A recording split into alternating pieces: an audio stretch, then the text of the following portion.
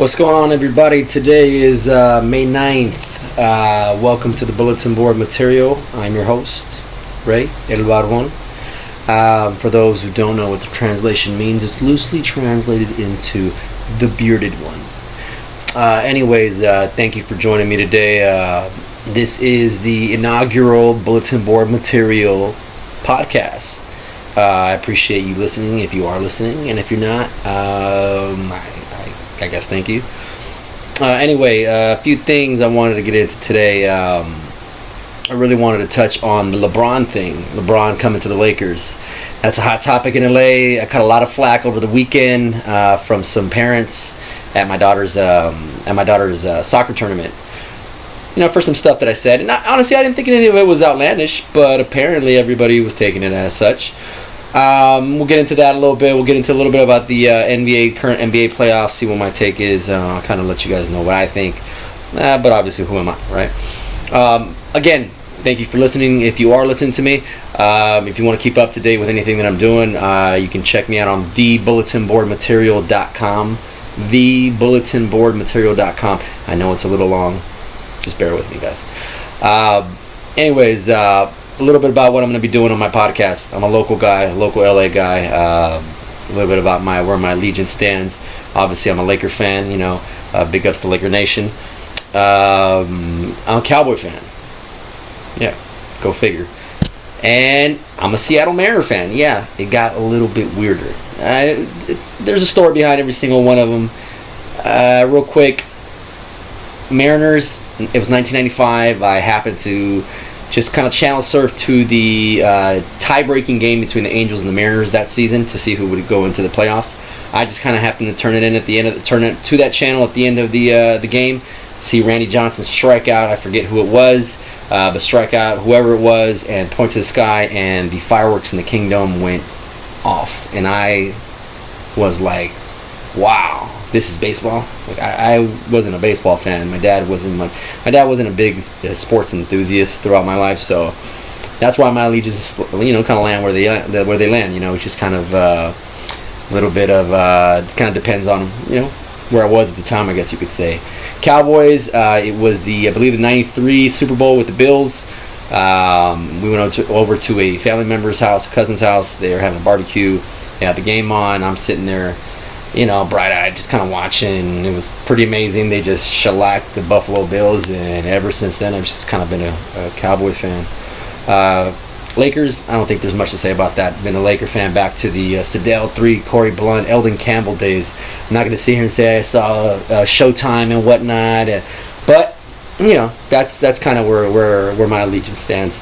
As far as the podcast, guys, I'm just going to talk about what I think, on Laker topics primarily, but I'll touch on a few other topics here and there. But mostly I'm going to be talking about Laker Nation for sure. Right now with the Lakers in the offseason, there's not much topics. There's not much to talk about at this point other than the usual PG-13 to LA, the LeBron to LA, the who goes, the Kawhi Leonard rumors, all that stuff, the Julius Randle stuff. But yeah, I'm just gonna, I'll give my 2 cents, let you guys know where I stand. I'm gonna do some stuff on YouTube. I'm on Facebook. I'm on Twitter, Instagram. I'm on there, so follow me. I love to kind of interact with people and talk sports. It's one of my passions. That's why I'm here.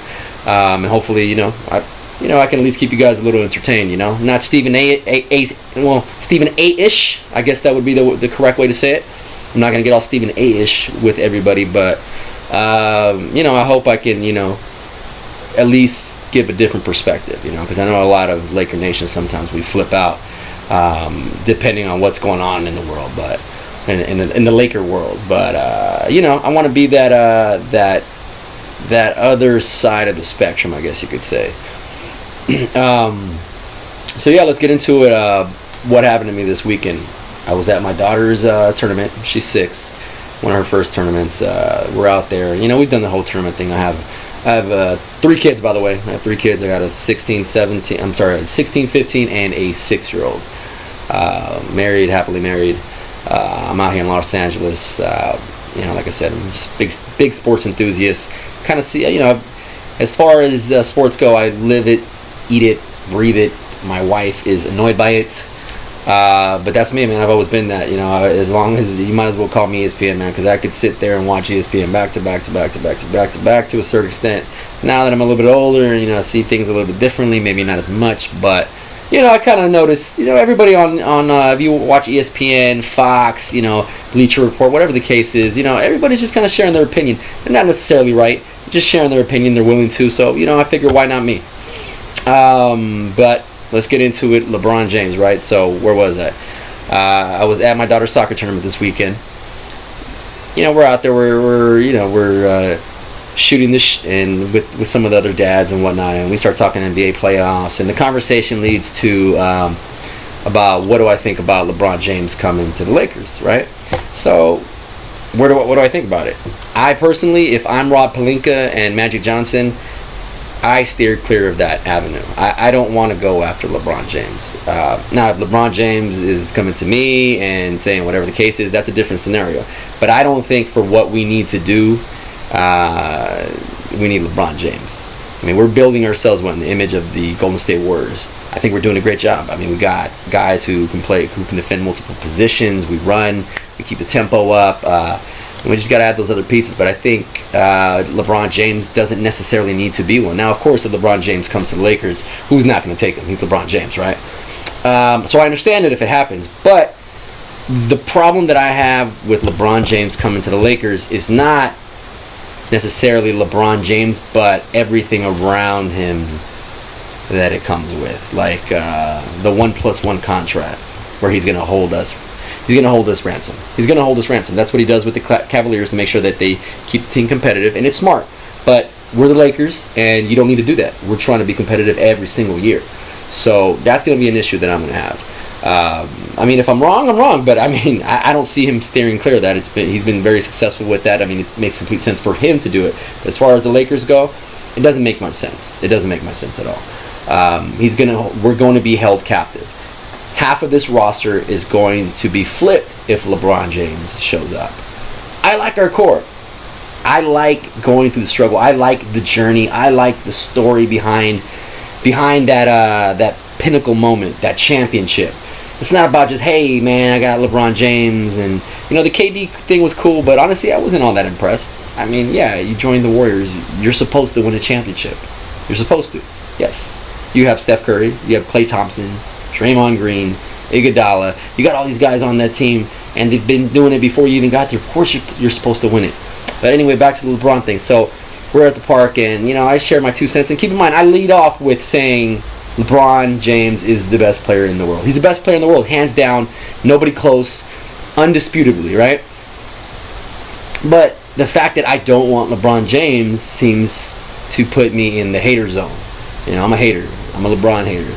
And, you could say I was a LeBron hater maybe prior to him returning to Cleveland. I really got irked when the whole decision went down and the way he handled it.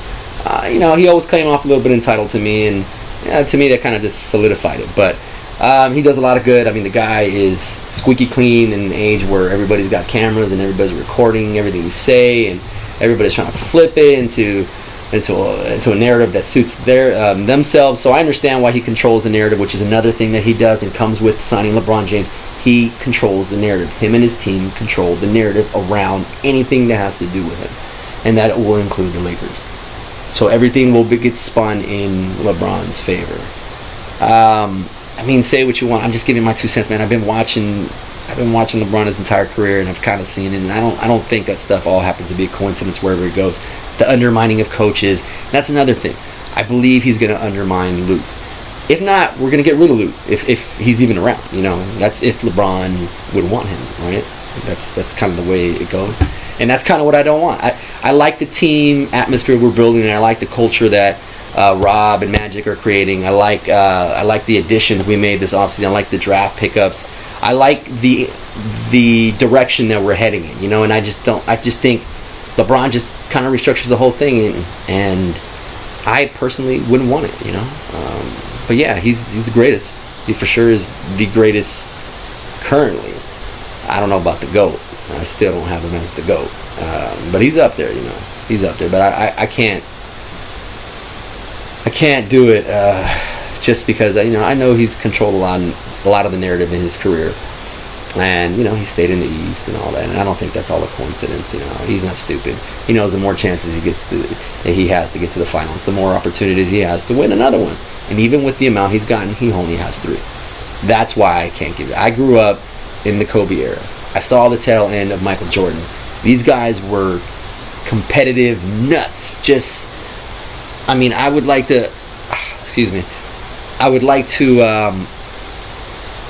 say that the reason that I'm so competitive when I play, or when I used to play, is because of these guys. You know, I grew up like, hey man, you get on the court, you're going for your throat. You know, and that's cool. You know, I like I said, I mean, that's completely off topic, but I'm all about competitiveness. You know, and LeBron to me doesn't embody that. Doesn't embody competitiveness. Russell Westbrook embodies competitiveness. Damian Lillard embodies competitiveness. Kyle Kuzma even embodies it. You know, this dude just won't stop jacking up shots. But LeBron to me isn't about competitive. He's about team. He's about togetherness, all that stuff. You know, and that's all great. But that's why he's always, to me, is going to be more of a Magic than an MJ. You know, a Magic was a GOAT as well. Not the GOAT, but a GOAT. So I don't see the problem in that. And I don't see the slight in me saying that. But that's my take on the LeBron thing. If it happens, hey, welcome to the team, LeBron. But personally, I wouldn't do it. Okay. NBA playoffs. What do we got right now? The series that I'm really looking forward to right now is the Rockets and the Warriors. They start on Monday. I don't think it's going to be that close. I think everybody thinks that the Rockets are really going to really take it to the Warriors, but the Warriors right now, man, it is the most inopportune time to play the Warriors right now. They are clicking on all cylinders, man. It's going to be a fun series for sure, but I just think it's going to end up the same way it usually ends up with, you know, James Harden going home. CP3 might have made it to a conference finals, but I think that's about as far as he goes this season. Yeah, I mean, I have the Warriors taking it, and the Rockets getting no more than 2 games against them. I think the Warriors take it all. I think LeBron comes out of the East. I think Boston is going to take it to him in that last round, and he's going to go into the finals worn, trying to do what he does, and he's probably going to do a pretty good job of it, but I think ultimately he's going to wear down. I mean, I haven't seen LeBron work this hard in quite a long time, and he's working hard. He's working hard. I saw that Donald Glover skit over the weekend, and I was showing it to the dads that were grilling me as well, because of course the day that we were talking about it, by the way, was Saturday, and that night after we all got home from the tournament or whatever, LeBron went ahead and hit that game winner and put up 40 plus against the Raptors. And of course the next day I come back, everybody's there waiting for me, just licking the chops. What's up, man? You see your boy LeBron? You check it out? You see him last night? Woo! And you know, again, like I said, I'm not a hater, man. LeBron is amazing, but he's supposed to do that stuff, right? I'm not tripping, am I? He's the chosen one. He's the king. He is Thanos. You know, he's gonna get rid of half of your team in order to create perfection. You know, so I think that's probably the best comparison of LeBron that I can give. Thanos. But anyway, that I was saying that Saturday Night Live sketch with Donald Glover with the other Cleveland Cavaliers was hilarious. That also was that night. So I came back and showed these guys that. And they thought it was pretty funny, but I thought it was pretty hilarious. The whole starting point guard is a Roomba, and the second leading player on the team is a girl who started off as a gimmick, but now she's a heavy smoker or something like that. But it's pretty funny. If you didn't happen to catch it, you know, you should. It's pretty funny. Donald Glover is just on a different level right now, man. I just finished watching that This Is America video, and for like the umpteenth time, and I mean, everything about that video is just what's right with music, and it's just, but anyway, off topic. Yeah, but I got the Warriors taking it all. I got the Warriors taking it all for sure, and I think LeBron's going to take it to him a little bit, but, you know, ultimately, it's just going to be too much for him, man. It's going to be too much for him. You know, so the Avengers are going to take out Thanos eventually. But we'll see. What else? I wanted to touch on the Lakers and what I would do. I mean, honestly, I want to give my opinion on what I would do as far as putting this team together for the next season. I think for sure if I'm the GM of the Lakers, I have to address the shooting. The guys came on towards the end a little bit. Josh Hart got his stroke going. Kuzma obviously had the stroke going most of the season. Lonzo had a stretch there where he was shooting well. The free throw shooting, though, for sure has to improve. It was terrible. And I'm going to chop that up to the team being a young squad and still kind of trying to get it into wraps. But, I mean, the free throws, I'm being nice. I'm being generous when I say that. I'm giving them that excuse. I think we got to address the shooting issues. If I'm Rob Pelinka / Rob Lowe, I obviously have to go get PG-13. I re-signed Julius. I'm hoping I wouldn't pay Julius more than $15 million. If he wants to show me a little bit more, give him a 3-year deal. Let him re-up in 3 years and show you what he's got. I think he definitely deserves the payday. But I can't compromise the rest of my team structure for Julius Randle after one good year of Julius Randle. Keep in mind. PG-13 makes a lot of sense. He gives us so much versatility if we can sign him. Imagine a lineup. Imagine if we sign PG-13 and that's the only substantial move we make. We have Lonzo Ball lining up probably next to Brandon Ingram, next to PG-13 at the 3, and Kuzma at the 4, and Julius Randle at the 5. That would be essentially our death lineup. That would be the death lineup. We would run 4 days. Imagine that. But yeah, PG-13 is a must. PG-13 is a must. Julius, re-signing him is a must. And I was a huge Julius Randle critic up until this past season. I was saying, oh, yeah, he could, he came in with that ripped body. I was, that's great, man, but he still hasn't developed a right hand, He still can't go right. Can't hit a mid-range. That's what I came in. And yeah, he might have not cemented that yet, but he also didn't have the hustle. The defensive intensity wasn't there. He wasn't doing all the team guy stuff, He wasn't getting in there and scrapping, He wasn't earning his pay. And this season, from beginning to end, I got to give him his props, man. He did it, and he was by far the best Laker on the team. I have him as the most improved player, as winning the most improved player over Oladipo, honestly. Because Oladipo was doing it before that a little bit when he was in Orlando. I mean, not to the extent that he was doing it now with the Pacers, but he showed glances. I can understand the Oladipo thing, but I got him personally, and yeah, of course, I'm biased. I'm a Laker fan to the end, so so I signed PG, Julius. I get some shooters around the guys. Ideal pickups. Marco Bellinelli. It's going to be a poor man. He's a poor man's JJ Redick, but honestly, man, he's got way more fighting and way more dog in him than JJ Redick does. I like the way he gets down. I like the way he gets in. He's not afraid to shoot that, to take that final shot.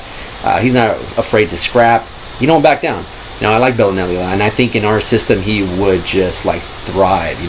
But my sexy pickup. Oh man, this is so sexy too. And oh my god, if this isn't sexy, you're not a Laker fan, okay?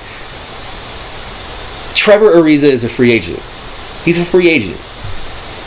I mean, why are we not talking about getting Trevor Ariza? I'd much rather see bring back Trevor Ariza billboard in LA than LeBron come to LA billboard.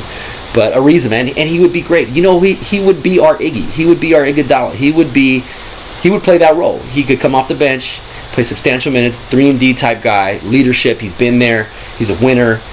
He does all the nitty gritty stuff, and he ain't no punk, And he knows, he knows Laker Nation. He's been here before. He grew up. He went to Westchester High. He grew up in Los Angeles.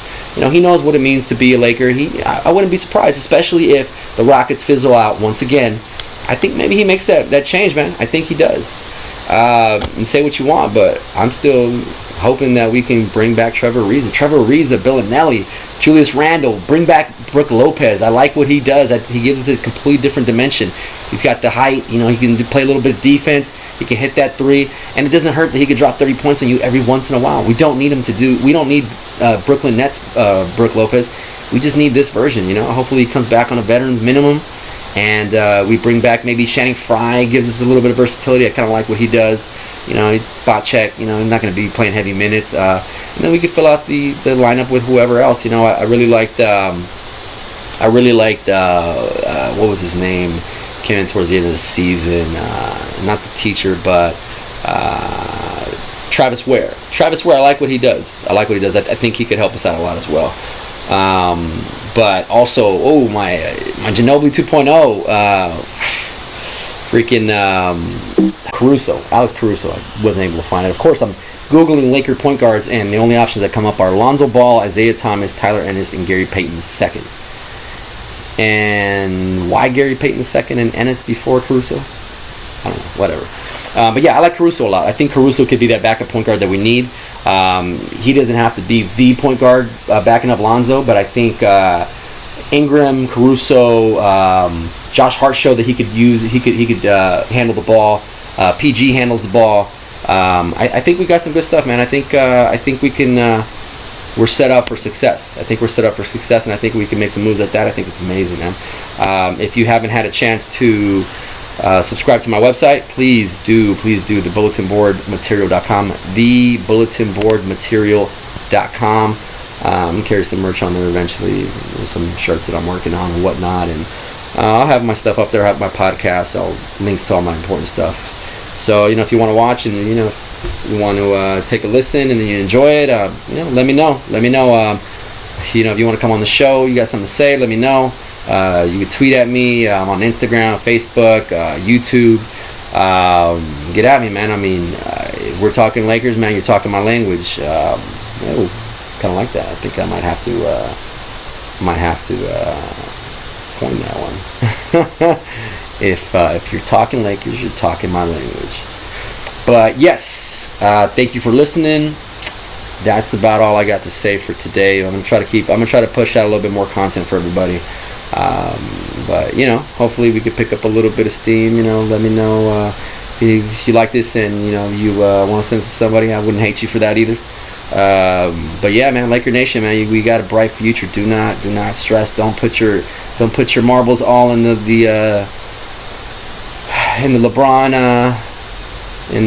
basket. But we got a bright future regardless. Even if, honestly, guys, if we don't even sign PG, I like where we're going. If we can make some nice little free agent pickups, I like where we're going. Regardless. I like it. I like it so much. I like it a lot. But yeah, guys, thank you for listening. Subscribe to the website, thebulletinboardmaterial.com. Check out the podcast. I'll be putting out more content. Check out my YouTube channel. I'll be putting out some vlogs and content and whatnot on there too that that I deem bulletin board material worthy. Because keep in mind, you know what? I want to clear something up before we get off too. People send me stuff all the time. Hey, post this. Why aren't you posting that? The no hitters, like Paxton had a no hitter the other day, and then I forget who had a no hitter the other day. I've seen no hitters, man. Let's talk perfect games. Let's talk a perfect game. That's bulletin board material worthy to me. I've seen way too many no hitters. Yeah, they're amazing and whatnot, but been there, done that. Paxton. I'm a Mariner fan, and Paxton having that complete game in Toronto last night was pretty dope. But I didn't really post too much about it. I don't think I even posted anything about it, to be honest with you. But yeah, subscribe, listen, share. But just as long as you like it, man, just let me know. If you don't like it, if it's something I could change, let me know. LA, get at me.